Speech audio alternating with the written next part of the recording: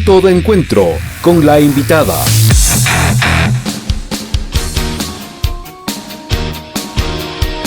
Bueno, 17:40 minutos, 17 horas 40 minutos.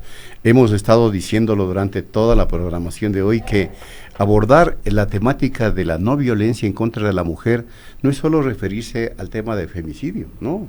La violencia se expresa en diversas facetas y el día de hoy hemos abordado esas facetas. Hemos hablado sobre la violencia en la academia, hemos abordado sobre la violencia en la política, en el arte, en los deportes. Sí. Y ahora queremos abordar en la perspectiva de que pueda ser posible o no, porque la violencia no es solo física, ¿no? Es psicológica, es un montón de cosas más. Si es que en la ciencia también se puede o no producir este tipo de violencia en contra de la mujer. Y por eso hemos invitado a Paola Leone. Ella es científica, es además catedrática de la UTE, ¿no? De la Universidad Tecnológica Equinoccial. Bienvenida, Paola, y bueno, sobre esa base conversemos. ¿Qué nos puede decir? Hola, buenas tardes, muchas gracias por la invitación.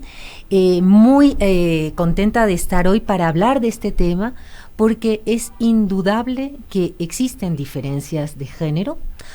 De hecho, la ONU Mujeres planteó una serie de términos como techos de cristal, escaleras resbalosas, pisos resbaladizos, en la que contempla toda una serie de condiciones, tanto el grado de formación de la mujer como aspectos socioeconómicos de su medio ambiente.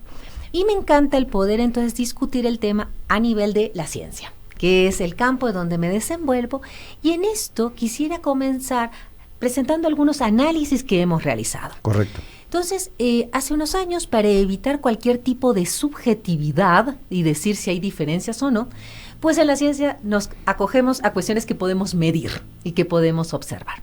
Y entonces decidí ver cómo estaba la lista de los científicos del Ecuador, todos, sea ciencias de la vida, ciencias de la salud, ciencias exactas, ciencias sociales, y nos encontramos que todos ellos, con sus publicaciones de los últimos 5 años, porque es algo que puedo medir y evaluar, las mujeres representaban el 48% y los hombres el 52%. Por lo tanto, podríamos decir que no hay unas grandes diferencias, pero van por ahí. Exacto, van por ahí.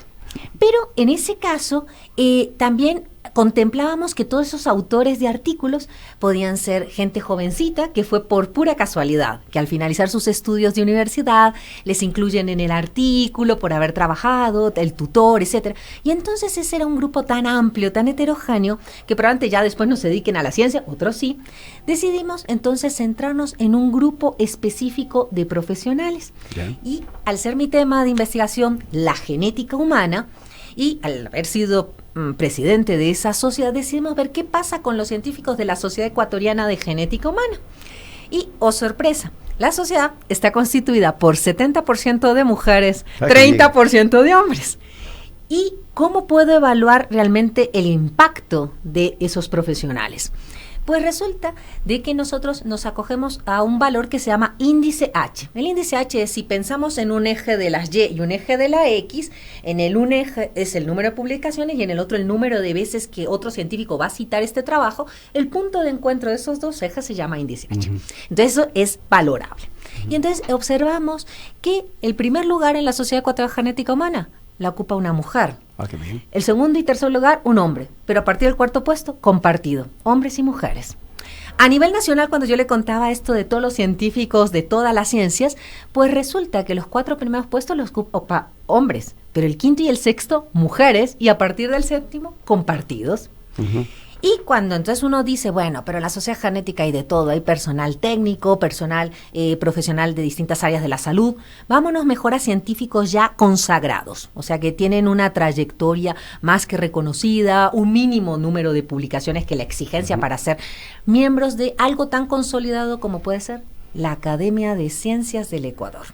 Y en esto es al revés, hay 74% de hombres, 26% de mujeres, pero oh sorpresa, el primer índice H lo ocupa un hombre, segundo y tercero, mujer. A partir del cuarto, compartido. Y si uno analiza la media y la mediana de ese valor por género, que eso en ciencia no lo hacemos, pero decidimos hacerlo, resulta que la media y la mediana en las mujeres es más alto que la media y la mediana de ese valor H en los hombres. Por lo tanto, ¿cuál es Interesante. el mensaje que quisiera mostrar? Que una vez que las científicas, los científicos, hombres y mujeres, tienen una vida ya consolidada, no hay diferencia de género. Y si me ponen estos detallitos medibles, resulta que la mujer no solo podría tener igual impacto, sino que en algunos casos hasta mejor impacto. Y de hecho, los ha tenido y los tiene, y se puede evidenciar por el Premio Nobel de Física que acabó de alcanzar recién una mujer, ¿no? Ahora, yo quiero ir un poco a esta pregunta. ¿Subsiste o no todavía el estereotipo del científico con un mandil, con lentes, con los pelos de punta como Einstein? Y entonces por ahí nunca aparece una mujer. Pero en eso Es ha el estereotipo cambiado. en la concepción, Sí. en el imaginario de la sociedad. Ahí Sí. está el problema. Oh, ¿Ha cambiado sí. en algo o no? Pues le puedo contar que hace unos años empezamos a trabajar con las escuelas ¿Ya? para que el primer ejercicio en las escuelas, los niños chiquitos, decirle, hágame un dibujo de un científico. Y todos los pelos alborotados La imagen de de Einstein. Einstein. Y entonces decíamos, no puede ser. Y se ha trabajado en eso al punto de que se han sacado libros, comiquitas, con las ilustraciones de mujeres científicas del Exacto, mundo. Entonces exacto. probablemente ahora podemos llegar a tener que alguien hable algo más de Marie Curie, y de pronto si escarbamos un poco más, también ya la hija de Marie Curie, que también, así como Marie Curie obtuvo 2 premios Nobel de física y química, pues la hija también obtiene premio Nobel en química. Y entonces vamos escarbando y ahora ya podemos hablar de mujeres como quienes ayudaron a decodificar códigos de los nazis en la Segunda Guerra Mundial, mujeres que estuvieron atrás de todos los cálculos cuando se mandaban las primeras naves al espacio. O sea, podemos entonces ahora tener toda, se ha trabajado mucho en eso, en esa forma de que llegue a los niños la figura femenina, y sobre todo estas comiquitas, que es algo agradable de leer, esas historias, cosa que niños y niñas todos se motiven, y que la ciencia en su imagen es ciencia, no es hombre o mujer. Tanto así que antes de venir ahora a la radio, hablaba y nos reíamos con alguien de, ¿y cuál es el rol de la mujer en la ciencia? Y decíamos, el rol de la mujer es el mismo que el rol del hombre. Pues O sea, lógicamente, así no, debe ser. O sea, no hay otro. Y entonces, claro, en ese sentido se está cambiando. Bueno, todavía va poco a poco, pero empezamos con los niños. Ya. Probablemente ya hay muchos adultos que sí, que salen ahora imágenes en las redes sociales y que la gente empieza a ver, la historia de esta señora, o vámonos a Hipatia, en la cultura griega, la matemática. O sea, que podemos echar atrás en historia, bastante atrás, y va a haber mujeres en distintos aspectos.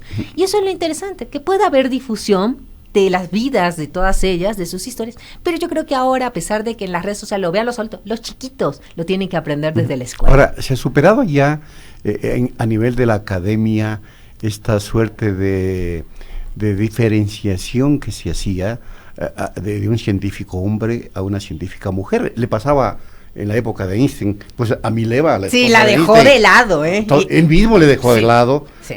Sus compañeros de universidad, pues prácticamente la rechazaban por ser mujer como científica, y fue una de las que trabajó mucho. Le ayudó muchas para la teoría publicaciones de la relatividad general, ¿no? La creación de la teoría de la relatividad pues general. afortunadamente podríamos decir que va cambiando. Porque yo quiero tocar varios aspectos.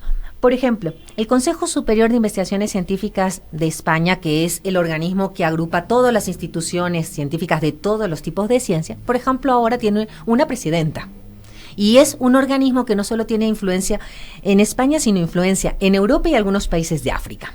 Entonces, ¿qué quiere decir? Que poco a poco las mujeres van llegando ya a puestos de liderazgo. Ya no es solamente de pronto en el caso de ella que ayudó a su marido, la ayudante que ni siquiera la reconoció, sino que ahora podemos tener mujeres en posiciones de autoridad.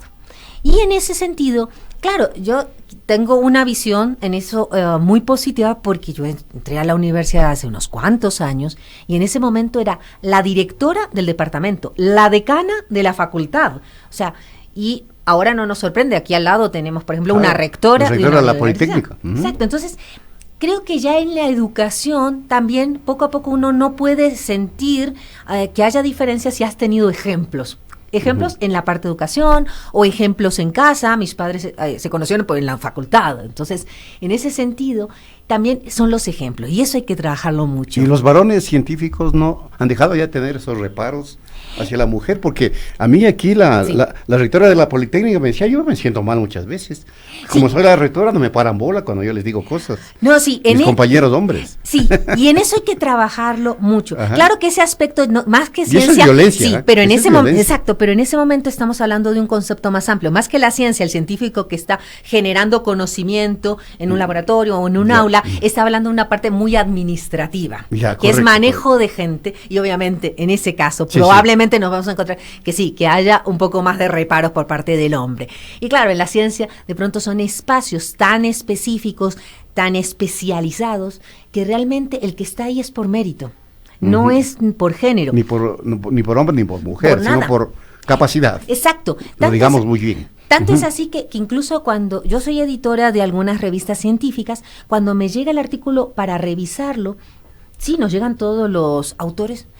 Algunos son de algunos países que yo no sabría si ese nombre corresponde a género femenino o género masculino, porque hay nombres que no son fáciles. Pero en eso, cuando corregimos, por ejemplo, esa publicación o esa potencial publicación, pues estamos viendo el valor de ese artículo, no quien lo escribe. En los proyectos, los revisores de proyectos también tienen que evaluar de dónde viene, pero que esté bien escrito, que la hipótesis esté bien planteada, que los resultados esperados van a ser interesantes de la ciencia. Y también dejamos de lado el género. Por eso creo que la ciencia, de todos modos, a pesar de que hay todavía ciertos problemas, puedo decir que tal vez de muchos de los aspectos que han tocado hoy todo el día, es de los aspectos que no habría tanta diferencia. Y por eso quería contarles números, algo que sea evidente, ¿no? Para que no haya esa subjetividad que a veces también se malinterpreta por un montón de situaciones, ¿no? Pero en ciencia, claro, nos manejamos por esto, por lo que podemos medir, ver y dejar de lado cosas que no son. Ahora, a ver, vamos a este tema que no sé si sea de una trascendencia profunda, pero de todas maneras incide en la formación de los futuros y futuras científicas, que es el bullying. Usted sabe que a una persona, a una mujer mucho más me parece a mí que quiere dedicarse a la mecatrónica, quiere dedicarse a la nanotecnología, qué sé yo. Le califican de nerds, de matona o de matón, etcétera, y esto a veces lo que hace es decepcionarle a esa persona que quiere dedicarse a ese tema. ¿Eso existe? Sí, existe, ¿Hasta ahora? No lo podemos negar.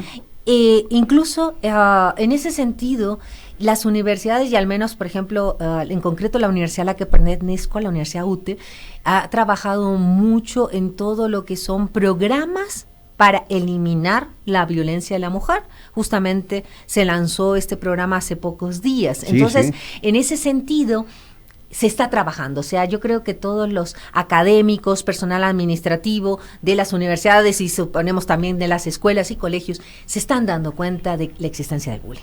Y hay que trabajar con ello. ¿Y cómo puede ser? Pues trabajar in situ, en las mismas instituciones, incluso la creación de departamentos en donde si llega a ocurrir algo, esas niñas, adolescentes o mujeres puedan acudir a presentar realmente la situación que están viviendo. Entonces, sí, esto hay que enfrentarlo desde distintos aspectos y en eso estamos contentos de que yo me dedico a la ciencia, a la investigación, también hago docencia, pero saber que mi institución tiene esas puertas abiertas a prestar oído de algo que pasa, es estupendo para empezar a eliminar esa situación. Y esta pregunta, ¿por qué no hay muchas físicas teóricas y sí bastantes físico-teóricos? Bueno, probablemente, y en esto es histórico. Es un ámbito muy complejo, no, por yo supuesto. lo sé, pero más que no es cuestión de capacidades. No es cuestión de capacidad, pero como que la mujer no se decide a Es porque, primero es históricamente, la educación empieza en casa. Y entonces, en casa empezaban con los regalos femeninos, los regalos masculinos. Raramente le va a llegar el cochecito a la mujer. Pero hace poco, en una Navidad le llegó a mi sobrina toda una caja de herramientas, pero fabulosa. Y decía, yo quiero ser nena, tener esa caja de herramientas. Entonces, ¿qué pasa? Si los regalos ahora los podemos separar, que no sean específicos para un género o para el otro, podemos llegar a lograr la motivación. Exactamente. Y entonces, ¿qué pasa? También esos padres que dicen, no, pero usted, mi hijita, usted tiene que ir a la universidad, casarse, o sea, otro tipo de conceptos. Eso también viene de educación de casa. Claro. Si los papás de Y pronto eso es no violencia cuidan. contra la mujer. Totalmente, totalmente. Entonces, el hecho es el motivar a esos niños, y por eso creo que hay toda esta especie de comunicación que incluso los hombres podrían decir, bueno, hace poco fue el Día Mundial del Hombre, poco reconocido, aunque se instauró en el año 1992, y podrían decir, bueno, pero no se hace un gran festejo. Pero el hecho de hacer este tipo de difusión no es hacer una discriminación positiva en la mujer, es tratar de generar una conciencia de que son iguales.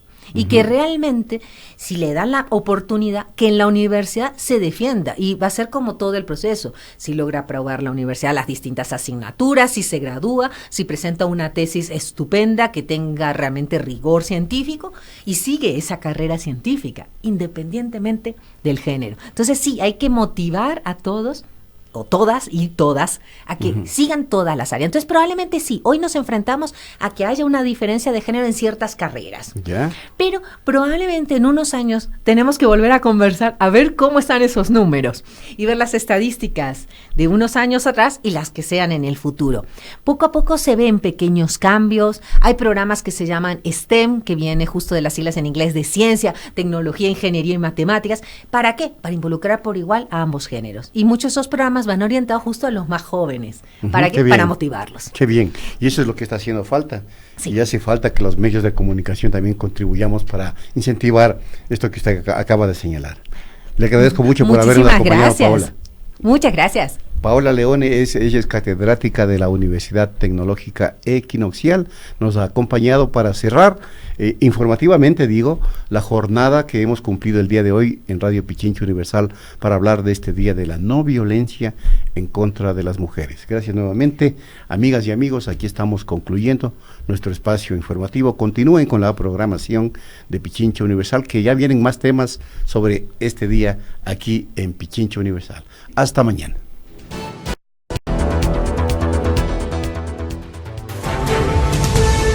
Pichincha Universal presentó Punto Noticia.